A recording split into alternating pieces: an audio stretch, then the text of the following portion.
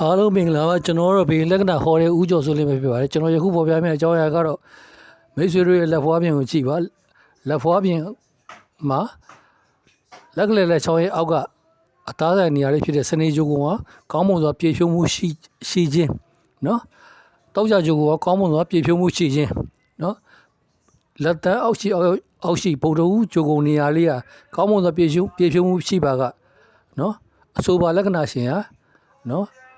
ဖြည်းဖြည်းမှန်ဆောင်ရွက်တတ်တယ်နော်လက်တွေ့ကြတယ်နောက်တစ်ခုကကျင်းတဲ့ရောင်ရမ်းနိုင်စွမ်းရှိတယ်ဇွဲလုံးလာဝရိယကောင်းမွန်တယ်နော်အေးအေးဆေးဆေးတီတီနေတတ်တယ်နောက်တစ်ခုကဘာလဲဆိုတော့ရေနွေးခံစားချက်ကိုမျိုးသိမ်းနိုင်စွမ်းရှိတဲ့နော်ကိုရီကိုသွေးမျိုးကိုပိုင်ဆိုင်ပါတယ်နော်အဲ့တော့အဲ့လိုလက်တွေကိုကျွန်တော်တို့ကဟောဆိုတဲ့နေရာမှာပထဝီလက်တေဇောလက်အာဘောလက်ဝါယောလက်ဆိုပြီးလက်ပုံစံ၄မျိုးနဲ့ပေါင်းစပ်ညှိနှိုင်းကဟောဆိုရမှာဖြစ်ပါဗျာနော်ကျွန်တော်ရဲ့ဗီဒီယိုလေးဒီမှာပဲနေအောင်ချိုးပါတယ်ကျွန်တော်ကဗေဒင်လက္ခဏာဟောတဲ့ဦးကျော်စိုးလင်းဖြစ်ပါတယ်ကျွန်တော်ဒီဗေဒင်လက္ခဏာ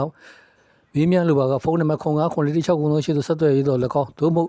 ကျွန်တော်ရဲ့ TikTok အကောင့် Messenger မှာတော့လည်းကောင်းသို့မဟုတ်ကျွန်တော်ရဲ့ Facebook အကောင့် Messenger မှာတော့လည်းကောင်းဆက်သွယ်ကဗေဒင်လက္ခဏာမေးမြန်းလို့ရပါတယ်ဗျာနော်ကိုရသားသမီးကျွန်တော်ရဲ့မိတ်ဆွေများလုံးကိုစိတ်နေပြချမ်းသာချမ်းသာရှိကြပါစေကိုစိတ်နေပြချမ်းသာချမ်းသာခြင်းရှိကြပါစေကောင်းကျိုးလူအဆန်းတစ်လုံးလုံးရဲ့ပြည့်စုံကြပါစေခင်ဗျာကျွန်တော်ရဲ့ဗီဒီယိုလေးဒီမှာပဲနေကုန်းချို့ပါတယ်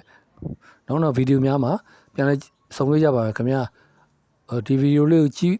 မိတဲ့တယောက်ချင်းစီတိုင်းကိုလည်းကျေးဇူးထူးလည်းတင်ရှိရပါတယ်